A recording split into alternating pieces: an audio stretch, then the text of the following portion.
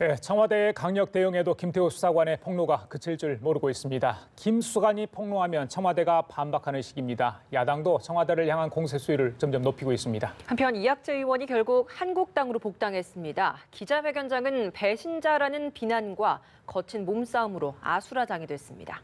최민희 전 더불어민주당 의원, 이상휘 세명대 교수와 함께 정치권 소식 짚어보겠습니다. 네, 어서 오세요. 네, 안녕하십니까? 김태우 수사관의 폭로 얘기하겠습니다. 자, 민간인 사찰 의혹도 제기했고요. 오늘 또 새로운 게 언론에 좀 나왔습니다. 하루에 하나씩 정말 꽃감 빼먹듯 이렇게 지금 폭로를 하고 있는데 저희 배경 뭐 여러 가지 다른 의도가 있는 겁니까? 어떻습니까? 그러니까 우선 청와대가 뭐 이렇게 생각할 수도 있잖아요. 6급 공무원 정도의 폭로니까 무시할 수도 있는데 권위주의적이지 않게 원칙적으로 소통하면서 잘 대응하고 있다고 봅니다. 그런데 저는 청와대 대응에서 딱 한 가지 메시지에 동의 안 하는 게 있는데요. 그게 궁지에 몰린 미꾸라지가 물을 흐리고 있다고 했는데 저는 미꾸라지도 안 된다고 봅니다. 그냥 피라미에 불과하다고 보고요. 중요한 방점은 궁지에 몰려 있다는 거예요. 김태우 씨가 범죄 혐의자입니다. 그리고 실제로 그러니까 예를 들면 그 비리 혐의자, 비리 당사자와 문자 메시지 주고받은 것까지 검찰이 확보한 것으로 알려져 있습니다. 그러니까 비리 혐의자가 이렇게 폭로하는 것을 우리 언론이 검증도 없이 이렇게 그 경마식 보도를 하는 것은 나중에 돌아보면 좀 언론이 부끄러울 일 같고요. 특히 이 보도에 대해서 가장 적극적인 조선일보의 경우는 사실 장자연 사건과 관련하여 제대로 보도도 하지 않지 않았습니까? 그런데 이런 범죄 혐의자의 폭로 내용을 이렇게까지 소상하게 적극적으로 보도하는 것은 국민들이 그 저희를 알 것 같습니다. 그다음에 미꾸라지에도 동의하지 않지만 또 하나는 미꾸라지 한 마리는 물을 못 흐립니다. 예, 문재인 대통령 지지율이 떨어지는 것에 발맞추어 그 조선일보를 비롯한 일부 언론이요. 연합뉴스는 아니고 일부 언론 그리고 그동안의 기득권 세력들이 이 기회를 틈타서 그 범죄 혐의자의 부정확한 폭로 내용을 가지고 문재인 정부 흔들기에 나섰다고 생각합니다. 예. 교수님 말씀 좀 필요할 것 같은데. 예. 너무 세게 말씀하시니까 제가 어떻게 말씀해야 될지 모르겠습니다. 두 가지인 것 같아요. 김태우 예. 수사관의 어떤 그런 배경 뭐 그리고 그런 거죠. 지금 언론에 대한 어떤 그런 걸 말씀하셨는데. 미꾸라지부터 말씀을 드리자면 예. 그렇습니다. 미꾸라지냐 아니면 오소리냐 이런 얘기가 되겠죠. 실질적으로 오소리라는 것은 뭐냐 그러면은 평상시에 가만히 있다가 자신이 공격을 당하기 때문에 아주 집착력 있게 반격하는 게 오소리입니다. 그래서 문재인 대통령의 지지 세력을 문골 오소리라고 이야기한 적도 있죠. 그래서 지금 이래 일련의 사태가 좀 예상보다 좀 심각하게 돌아간다는 이유가 지금 김태우 수사관의 대응 태도입니다. 정말 말씀하신 대로 하루가 다르게 한 건씩 이렇게 내놓는 이런 부분인데 우리가 뭐 다른 사안들은 언론에 다 나왔으니까 차치하고더라도 김태우 수사관의 마음속에 들어가 보면 어떨까라는 생각을 좀 해봤습니다. 지금 이제 청와대와 6급 수사관의 대결 뭐 이렇게 하지만은 본인들로서는 굉장히 이게 선택 여지가 없을 것이다 이렇게 보는 겁니다. 더군다나 개인적인 입장을 가만히 비교를 해서 생각을 대신해서 한다 그러면은 본인을 미꾸라지의 궁지에 몰린 사람으로 취급을 했으니까 여기에 대해서 반감이 아주 심할 거라는 생각이에요. 그렇기 때문에 여기에 대해서 나는 여기서 자칫하면은 물러서면은 죽을 수도 있다라는 어떤 절박함을 가지고 있다 이렇게 봐야 되겠죠. 그렇기 때문에 본인이 가지고 있는 것들을 하나하나 내놓을 수밖에 없는 상황이고 벌칙 그러니까 형법상에 따르면은 본인은 직무상 기밀 누설죄에 해당이 되는 부분이죠. 그래서 약자냐 강자냐를 따지는 부분이 좀 단순하고 좀 아주 단편적입니다만은 지금 상황으로 보면 청와대가 약자가 돼가는 그런 상황이 돼가고 있습니다. 왜냐하면은 지금 김태호 수사관의 입만 지금 바라보고 있는 입장이거든요. 그래서 상당히 좀 예측할 수 없는 그런 상황으로 갈 수 있다는 문제를 하나 말씀을 드리는 부분이고, 그 다음에 그러한 것과 관련해서 청와대가 조금 사려 깊지 못했다는 그런 생각이 듭니다. 뭐냐 그러면은 저도 뭐 청와대에 있었습니다만은 이런 상황이 발생이 되게 되면은 제일 먼저 해야 되는 일이 뭐냐, 명확하게 사안의 본질을 파악하는 겁니다. 선은 어떻고 후는 어떻고 육하 원칙에 대해서 어떻게 돼서 이 부분이 발생이 되느냐, 예. 이걸 파악하고 그다음 대책회의를 하거든요. 그 대책회의에서 나오는 수 있는 의견들이 뭐냐 그러면은 자, 강경 대응을 해야 될 것이냐, 아니면 여기서 NCND로 가야 될 것이냐, 아니면은 뭔가 다른 루트를 통해서 공식적인 대응을 해야 될 것이냐 이런 부분들을 협의하게 됩니다. 이런 부분들은 앞에 이야기했던 전자 얘기했던 명확한 사실 규명이 되었는지는 사실 모르겠습니다만 후자로 본다 그러면 강경대응으로 나왔죠. 강경대응으로 나왔는데 제가 청와대 참모였다 그러면 아마 이렇게 했을 겁니다.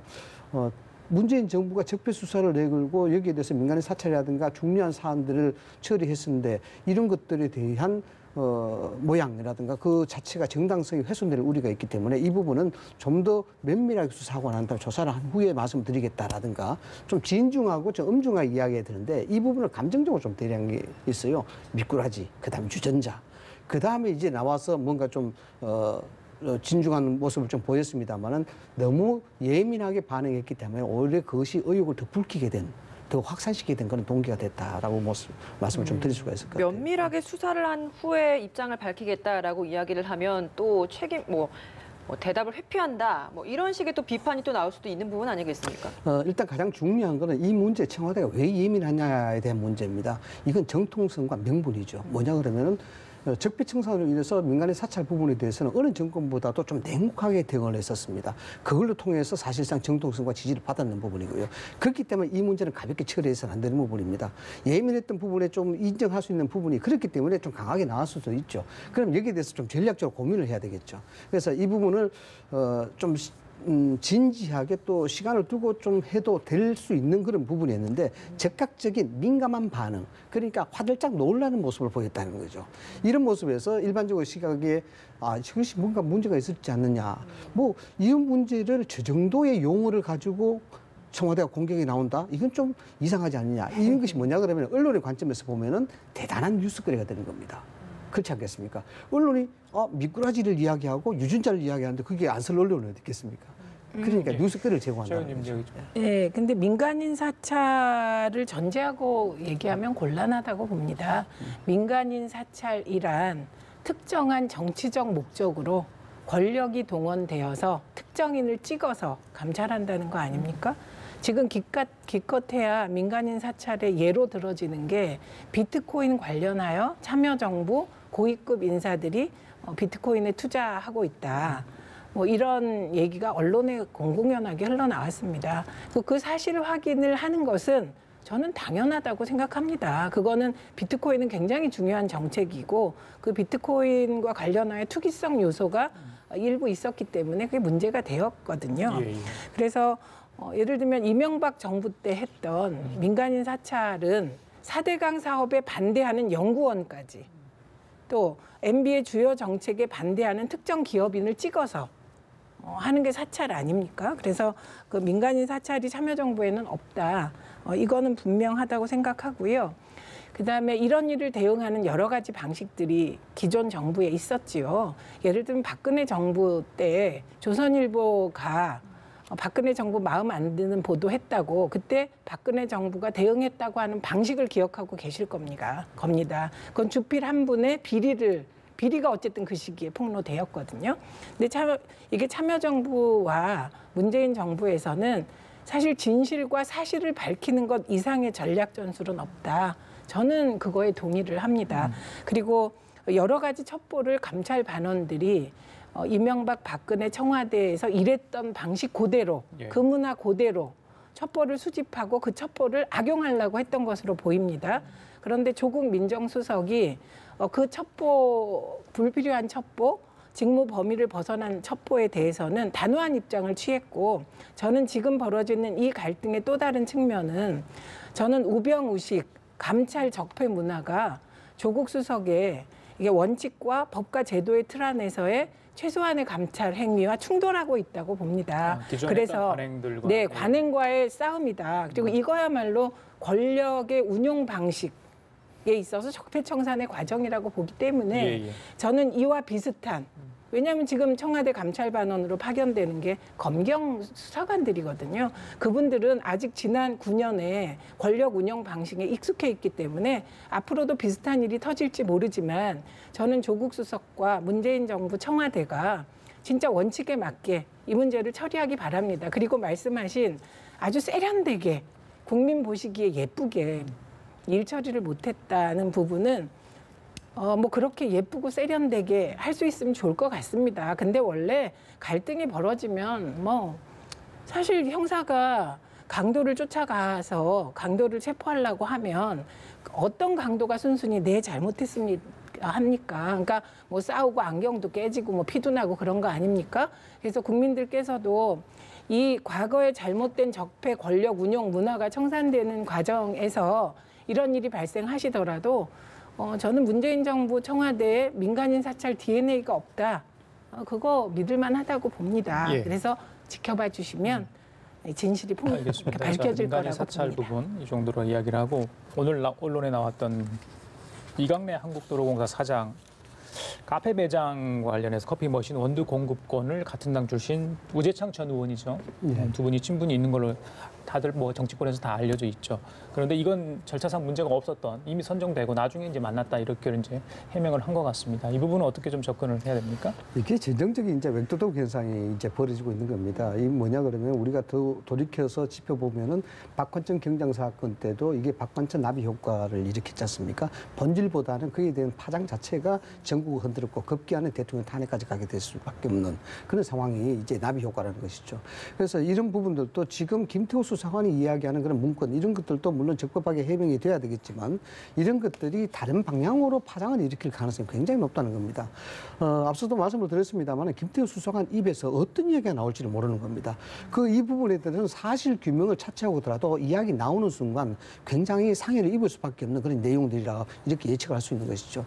그런 측면에서 지금 도로공사 이야기가 나온 것이거든요. 이 부분에 대해서는 물론 청와대 입장에서는 이것이 김태호 수사관이 사표로 썼기 때문에 이 부분이 지금 그대로 스틱이 된 상태다라고 예, 지금 이제 이야기하는 막 건데 나온 이 부분은 뭐 문건이라는 그렇다 그러면 조사해서 이제 명확하게 밝히면 되는데 문제는 이런 거 외에 또 다른 얘기가 나온다 그러면은 이 사건 자체는 단순히 뭐 민간인 사찰이다 아니다의 문제를 떠나서 정말 야당이 요구하는 국정조사까지도 이야기할 수밖에 없는 파장이 자꾸 확산된다는 것이죠. 예. 이것이 꼬리가 몸통을 흔드는 웹도독 현상이 발생할 수 있다라는 겁니다. 근데 저는 이강래 만약에 도로공사 사장이 네. 우재창 전 의원 이분은 정계를 떠난 지 오래됐고 그렇죠. 예, 이런 분인데 이분에게 특혜를 줬다면 그거는 책임져야죠. 근데 특혜를 줬다는 것이 지금은 범죄 혐의자인 김태우 씨의 주장일 뿐이라는 겁니다. 그런데 언론이 마치 심재철 의원이 문건 폭로했을 때 뭐 엄청난 게 있는 것 같았지만 지금 흔적도 없이 사라졌거든요. 지금 김태우 범죄 혐의자의 이 행동도 심재철 의원 건과 비슷하게 끝낼 가능성이 높다고 봅니다. 그리고 자꾸 박근혜 최순실 국정농단과 이걸 비교하는데요. 본질이 다릅니다. 이건 박관천 씨가 나와서 이미 본질이 다르다고 얘기했는데 그 박근혜 국정농단의 핵심은요. 정체도 모를 강남 아줌마가 대통령이었다는 거 아닙니까? 그래서 대통령 자격이 없다. 그래서 탄핵된 겁니다. 지금 이 사안이 본질적으로 이 사안이 다 사실이라고 칩시다. 거기에 문재인 대통령이 관여됐습니까? 권력 주변이 관여됐습니까? 그래서 저는 지나치게 침소봉대식 해석을 야당이 하게 되면 오히려 야당에게 부메랑이 갈 거라고 봅니다. 이 사태에 대해서 이제 여야 정치권에서도 굉장히 공방이 뜨거운데 일단 야당에서는 국정조사 이야기도 하고 있고 그 이후에 이제 뭐 책임론을 물으면서 또다시 조국 수석에 대한 책임까지 제기를 하고 있는 상황인데 책임론 필요하다고 보십니까? 정치의 레토릭은 항상 목적이 있는 것 아니겠습니까? 두 가지죠. 지금 야당에서는 국정조사 이야기 나오는 것은 지금 이제 신호탄을 쏘올리는 겁니다. 앞서 말씀을 드렸다시피 중요한 것은 이 사건에 대한 본질 자체가 어떻게 해명이 되느냐에 대한 문제입니다. 제2, 제3의 어떤 문건이라든가 제2, 제3의 어떤 의혹 사건이 퍼진다 그러면은 이게 정치권에서도 사실 감당하기 힘들거든요. 청와대에서도 해명하기가 굉장히 급급해집니다. 그러면 절박해질 수밖에 없죠. 그러면은 당연히 야권이 힘을 가질 수밖에 없고 국정조사에 대한 부분이 힘을 얻어갈 수밖에 없는 그런 입장이 되는 겁니다. 그렇기 때문에 이 사안 자체가 굉장히 힘들어질 수 있다라는 것이고 지금 박관천 경장에 대한 부분도 이야기했습니다만 청와대에 자꾸 정치권에서 의혹을 키울 수밖에 없는 것이 오락가락한 해명이 좀 있긴 있었어요.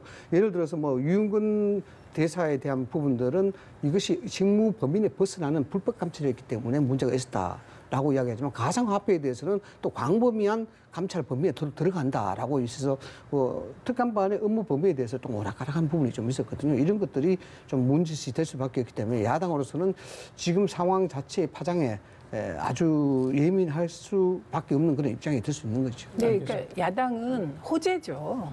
호재인데 이게 미꾸라지인지 숭어인지 오솔인지 피렘인지 잘 보고 예. 대응해야 될 거다. 이런 말씀을 드리는 거고 기승전 조국 수석 흔들기는 결국 문재인 대통령 흔들기입니다. 이거 안 통할 거고요. 그다음에 오영식 코레일 사장이 책임지고 그만두니까 너 왜 이렇게 일찍 그만뒀어? 또 이러지 않았습니까? 그러니까 조국 수석은 뭐 그런 공세에 이제 좀 맷집이 많이 생기셨을 것 같은데 이 사태를 잘 해결하고 예. 과거의 권력 운영 방식의 적폐 문화를 예. 원칙적으로 척결하고 그리고 나중에 예. 뭐 거취를 생각해도 하셔야지. 뭐 지금 그만두면 또 오영식 코레일 사장처럼 저거 봐라 문제 있으니까 그만뒀다든지 이러지 않겠습니까? 알겠습니다. 자, 어제 국회 얘기 좀 할게요. 어제 정론관에서 한때 큰 소동이 있었습니다. 이학재 의원 복당 기자회견을 했는데 바른미래당 글쎄요 지지자들이라고 해야 되겠죠? 거친 항의가 있었습니다.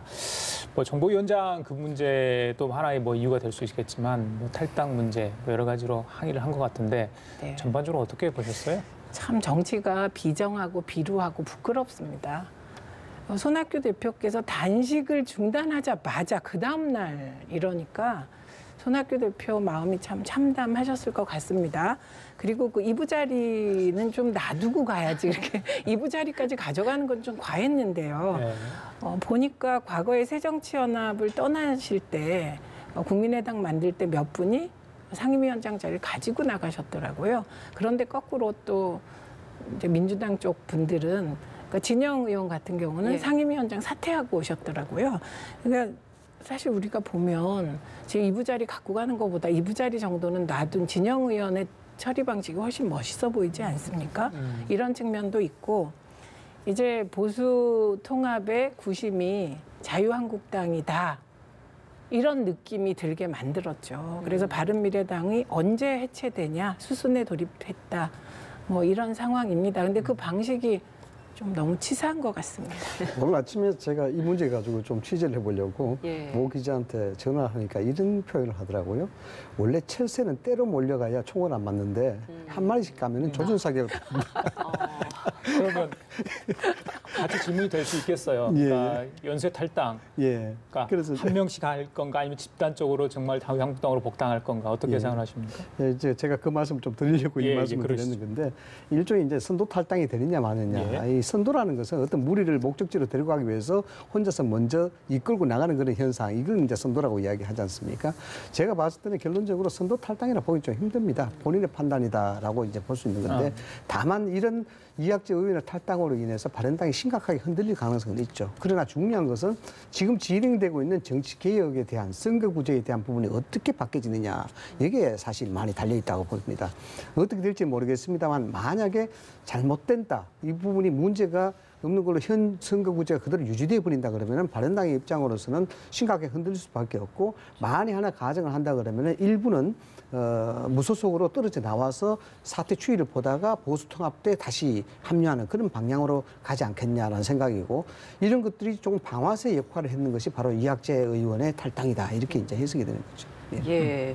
지금 또 흥미로운 게 그 민주평화당의 반응이에요. 뭐 손학규 대표가 뭐 갈 때는 가더라도 이부자리 놓고 가라라는 이야기도 했고 뭐 절이 싫으면 중이 떠나라라고 이야기를 했던 그런 표현들을 두고 지금 뭐 자기 것 아니면 내놔라, 나 줘라, 약간 이런 표현도 예. 썼잖아요. 예. 민주평화당 이제 바른미래당 소속인데 바른미래당이 의원 정수 때문에 이제 놔주지 않는 3명의 의원을 두고 지금 이야기를 하는 것 같거든요. 어떻게 보십니까? 놔주라는 것이죠.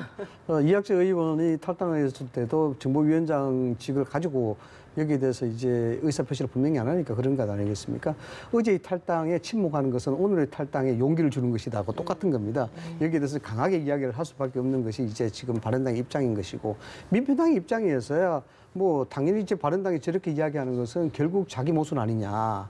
자기 모순이니까 이 기회에 우리가 새 사람에 대한 의석 이 부분들은 뭐 결론적으로 행동으로 만들어낼 수는 없지만 여기에 대해서 분명한 좀 곤혹스러운 부분들은 환경을 만들어 놔야 되겠다고 생각해서 아마 그렇게 얘기를 한 게 아니냐 이렇게 봅니다. 예, 그 하나만 짧게요. 홍준표 전 대표 유튜브 어제 게시했는데요. 민주당 가짜 뉴스로 이렇게 규정을 했더라고요. 네, 제가 좀 아까 이제 그 교수님이랑 연합뉴스 화면을 보니까 그 홍카콜라를 이제 하면서 자막이 의혹을 제기했다 그래서 저 의혹이 아니다 거짓말이다 이렇게 말씀드렸는데 사실은 방송 내용의 상당 부분이 허위인 것 같습니다. 근데 그게 허위인데 허위의 의혹 제기를 하는 듯 이렇게 하고 계셔서 법망을 피하시는데 자유한국당 입장에서 굉장히 곤혹스러울 것 같습니다. 그래요? 지방선거 책임 물은 당협위원장 교체 관련해서 홍준표 전 대표는 왜 포함이 안 됐는지 그 부분도 지금 당협위원장도 아니고 그냥 그렇죠. 일개 평당원이고 예. 아무래도 전직 대표에 대한 예우를 좀 해야 되지 않겠습니까? 그래서 안 한 것 같지만 만약에 이제 지금 홍카콜라로 계속 가짜 뉴스를 유포하면 저는 자유한국당 쪽에서도 뭔가를 하지 않을 수 없는 상황이 오리라고 봅니다. 제가 좀 말씀 좀 부탁드릴게요. 한 10초만. 저도 뭐 홍카콜라를 봤습니다만은 뭐 교수님 의견에 일부 동의를 한 부분도 없지 않아 있습니다. 그러나 사실 이제 이름 미디어 시대이기 때문에 홍준표 대표가 저렇게 유튜브 방송하는 걸 꼭 나쁘게 볼 것인가에 대한 문제는 있습니다. 실제적 악의를 가지고 있다기보다도 정치적 목적을 가지고 있기 때문에 좀 그런 식으로 해석을 해야 되지 않나. 이슈몰이엔 성공한 것 같다라고 이야기를 해주시는 것 같습니다. 예, 알겠습니다. 지금까지 최민희 전 더불어민주당 의원, 이상희 세명대 교수였습니다. 두 분 고맙습니다. 감사합니다. 예.